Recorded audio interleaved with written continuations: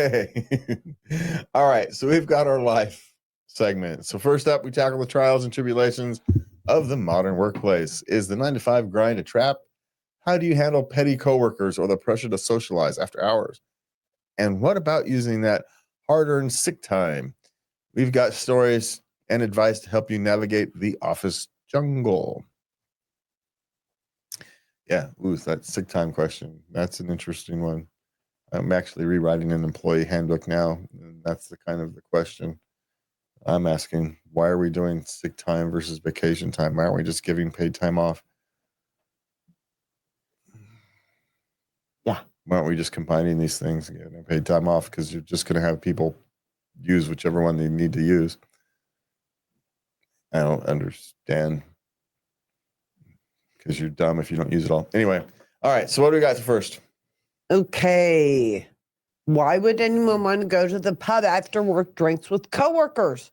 Already spent 40 hours a week with them. It's funny because we talked about this a little bit last week. And yeah, why would anybody want to spend 40 hours a week with these people? But see, it's in a relaxed atmosphere. So people are different. Well, yes. Okay. And if you're in your 20s and you're young and you're developing your friend group and all that's still great. That's fine. But let's say you've got your girlfriend, you've got your friend group, this isn't the networking socialization that you're going to get, that you want to be seen by those who do promoting. This is just spending time with coworkers. It happens a lot where there's young people working in like warehouse jobs and construction jobs where they go off, they go hang out, go get drunk, go home, go to sleep, and come back and go to work again the next day. Because they got nothing else to do. The reality is the rest of us have something else to do. So that's the difference between that. Now, could they be improving themselves? I was just thinking that. Taking classes or working out? Sure they could. But they're not gonna. So they're gonna go drinking after work because they're tired and they're relaxing. How they relax. You relax how you want to. You just don't go. Just don't make a thing of it. Don't be judgy about it. Just don't go. Don't go. Yeah. Okay. How many people think that the 9 to 5, 40 hours a week until age 65 societal work expectation is just a trap? A trap for what? What else would you be doing? Well, yeah, you think if you didn't have modern society and you're back in the days of caveman days that you're not working at least 40 hours a week and your basics are for your basic survival?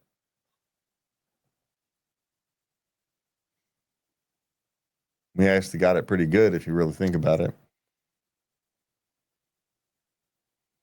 We get to work until we're 65. But most people didn't get to, half the people, what was it, in 18 something, in like 1700, half the people died by the age of 30, right? Half the population was dead by the age of 30. In 1850 or something like that, that number was like 35.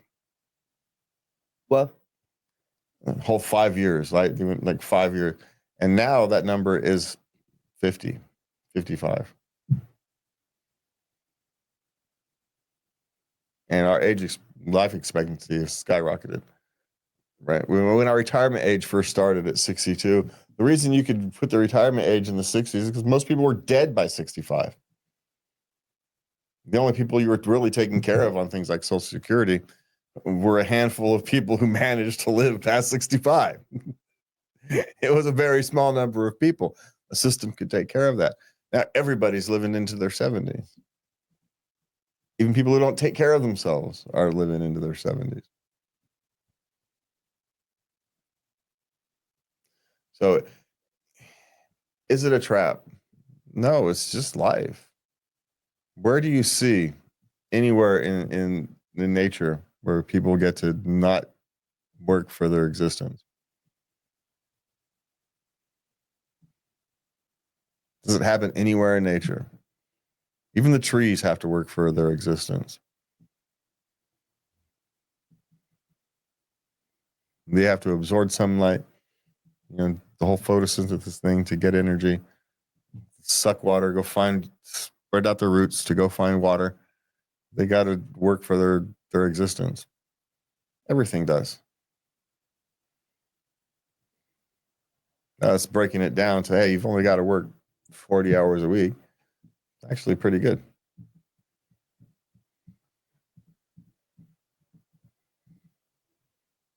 That's what's called progress. To trap you to what is the question? For you to be an economic unit that you want to be anyway? Do you really want to go back to the days of? No, of course not. Even the people who go live off grid, man, they have modern solar systems. They got Starlink links up. They don't leave the modern world. Not at all. They don't want to leave the modern world. They just don't want to be bothered by the modern world. It's a different thing. I can respect not wanting to be bothered by the modern world, right? And even the Amish, we actually have a misunderstanding of the Amish. They don't reject all technology. They only use technology that's make their lives better. And if the technology will disconnect you from your community or family, that's what they reject. That's why they don't use cell phones.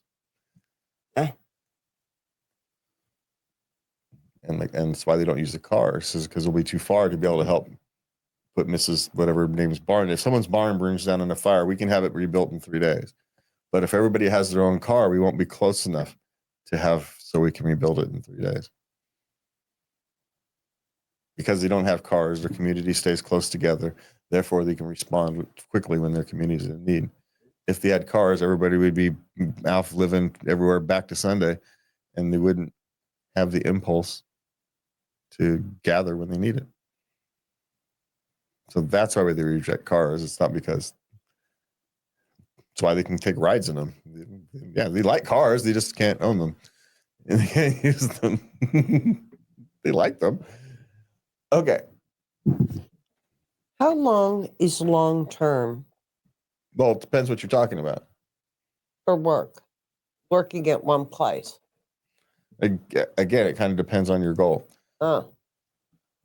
If you're working for a government long term, 15, 20 years, the idea of working for 15, 20 years in major corporations, unless you get in on the ground floor of a startup that happens to become successful, that's the way of the dodo bird as well. Right? Don't expect that. Long term, 5 years. For the average person, if you stay at one place 5 years, that's long term. Yeah.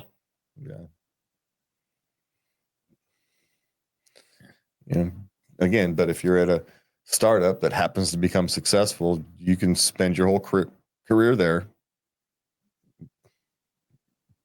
right? Because you're employee number 16 or something. Those people can end up being there a long time. But for the most average people, 3 to 5 years is pretty long term.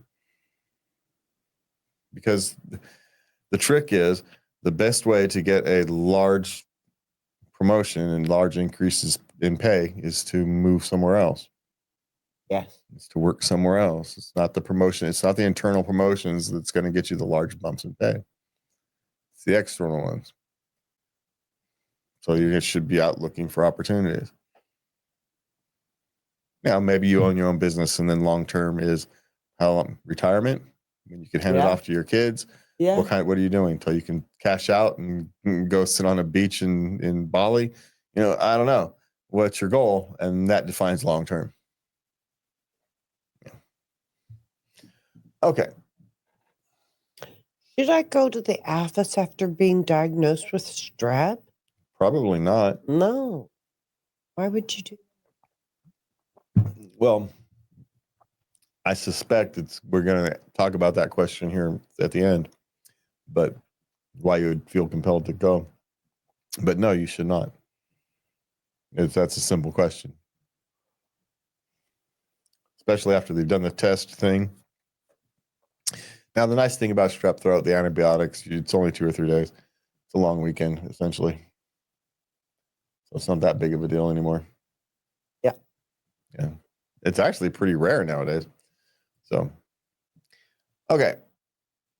How to handle the petty and disrespectful comments from my work partner. I need advice. Well, one, there's a couple ways. It depends what disrespectful you're talking about. Sometimes, like in a warehouse or assembly line situation, disrespectful comments are just banter, and they're not to be taken seriously. It's people passing the time. Yes, women would say we're being mean to each other, and we're just saying no. It's just because it's funny, and that's the difference between men and women. And we're laughing at each other, and you guys take it way too seriously. And So y'all are just awful. but that's the difference. We don't mean it most of the time. You still don't say it. It's funny. Of course you say it. They'll do it to you, so of course you do it. Of course you say it. So there's that. There's the banter that's just kind of banter. Now, there might be disrespectful comments because maybe you're not pulling your weight and they don't know how to deal with you yet. Not pulling your weight. This is a potential. You don't feel you're pulling your weight. And so they are using, sarcasm or whatever else as a tool to get you to snap into shape. Or they just don't like you, and the best way to do is ignore it. So what do you do? Again, it kind of depends. Sometimes trying to do something about these things is not worth the effort, and so you're just better off just kind of not doing anything about it. It just kind of depends, right? But if it reaches a certain level where it's impacting your ability to get your job done, your desire to come into the office, that kind of thing, well, then you have to have a discussion with his or your supervisor, the people who got you guys working together, about getting a different workmate. Or, I was watching a documentary on the championship football team, right, the other, and sometimes you just got to put up with the crazy people because they're that good. They're that good. Happens. Why were you willing to put up with all that stuff? Because we won 2 Super Bowls. That's why. Is that right? No, not for all the rookies who they were hazing and things like that, but they won 2 Super Bowls. They accomplished their mission. And if you get overly mission focused, plays, then you have to decide, do you want to be there or not? Because that's going to be a recurring thing. It's not just going to be this person this time. So even if you resolve this one, it's going to happen again, because that's the nature of the place you work. That's the culture.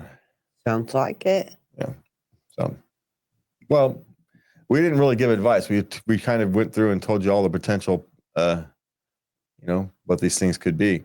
So the advice is, if it really crosses the line, you deal with it the way anything you deal with it really crosses the line. Doesn't seem to me that it's really crossing the line, because you know what to do.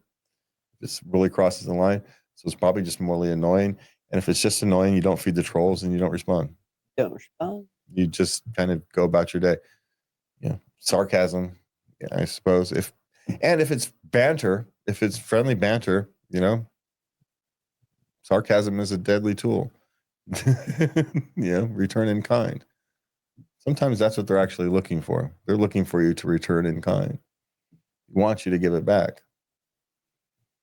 So give it back. Yeah. You want to pass the time, have some fun during the day. Well, pass the time, have some fun. Maybe you're not very good at it, and then they'll stop. So, okay, what's next? Is it bad that I've cried at work twice now? Well, depends on why. Are you having is it a work issue, or are you having an emotional issue yourself and it's just coming out during the stress or whatever of work? It kind of depends on what's the underlying cause.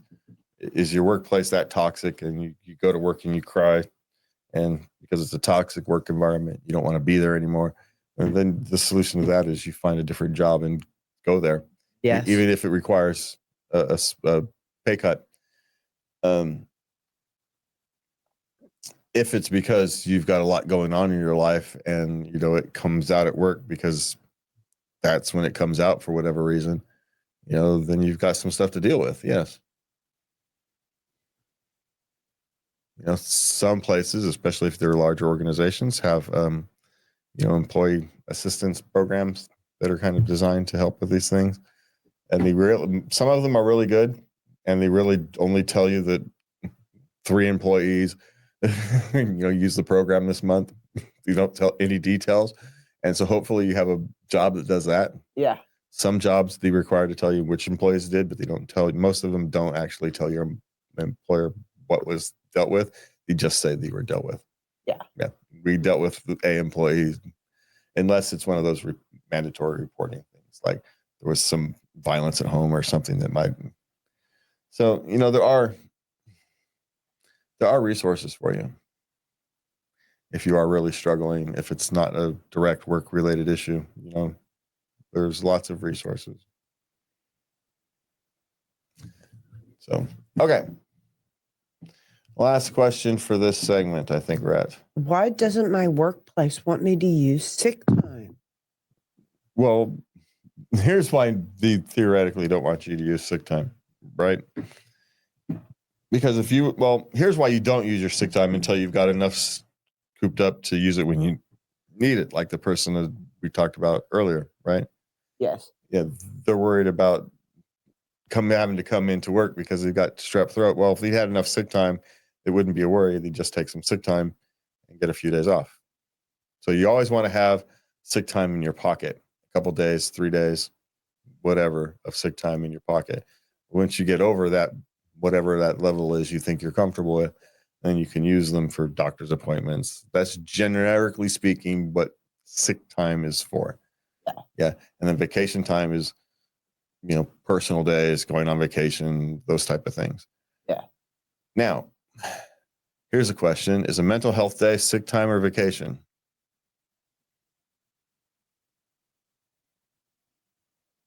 You don't have an answer for that one, do you? No. I don't either.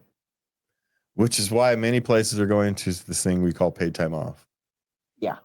And they're just combining sick days and vacation days and giving you giving them both, and you can use them as you need them. I think it's a little more flexible. Well, it's treating you more like an adult. Yeah. Right? Why should I have to give you a dang doctor's note to take a sick day when I can take a vacation day anytime I want? What is this, school? There becomes a point where you need to treat your employees like, adults. Yeah. And and one of the things how you get employees to behave like adults is to treat them like adults. Mm. It's amazing how that happens. When you treat them like adults, they generally will behave like one. And when you have to, but there's those ones that don't. Well, you get rid of those. You don't change your culture for the ones that don't fit.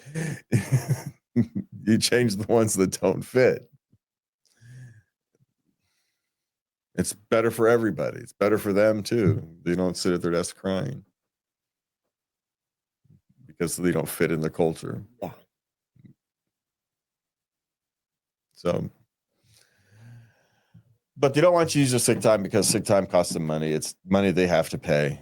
And you've got some bean counter who looks at his budgets rather than his humans, and realizing that you using your sick time makes you more productive in the time you're here.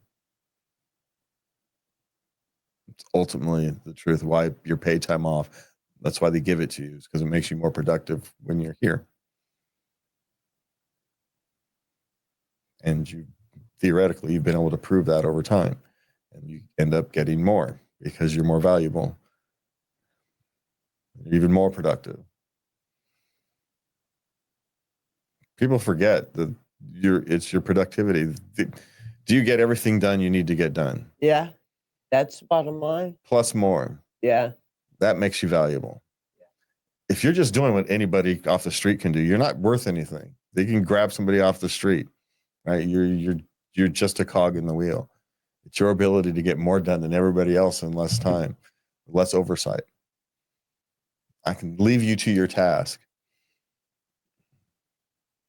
but you have to. That's a condition, right? You have to train them properly to be left for their task. There's all kinds of things, but what you do, you likely have a manager who's not very good at his job, and so he's using charts and numbers and data as his guide rather than, actual managerial skills. And say, but it's costing me money. They could be, no, if they were there, they were sick, they would be half as productive as they would be. If they weren't taking these time off to go, to their cat funeral or whatever, they'd be unhappy for a week, and you'd have them at, at best 2/3 productivity during that period of time. You're shooting yourself in the foot, you morons. It's cheaper for you to pay them not to be there that day, so they feel valued as a human being, and they come in the next day. Sure, they're still upset, but they're going to do their damn very well best because you respected them as a human being. Yeah. They're not going to be looking to jump every ship because these people treat me, you may not pay me very well, but they treat me good. Yeah. Yeah. That's hard to leave. Yes, it is. Even if this place pays more, but are they going to treat me as well as this place? Yeah. Makes it hard to leave when you have a place that people like to be. Well, as much as you can like being at work. There you go. Yeah. Yeah. All right. That's it for our live segment. Have a good night. Oh, we did the intro, so we can do that. Okay. Yeah. All right. Have a good night. Remember to love everybody, all that stuff. Good night.